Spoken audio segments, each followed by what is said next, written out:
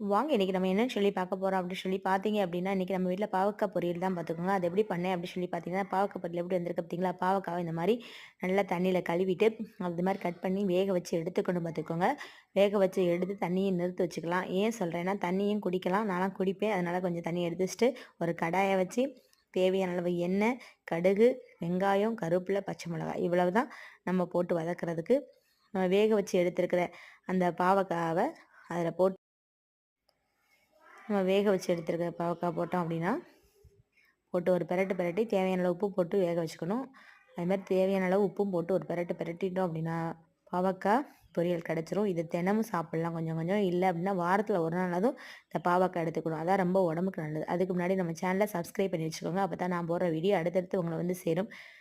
நன்றி, வணக்கம். அடுத்து ஒரு நல்ல வீடியோ சந்திப்போம். பாய்.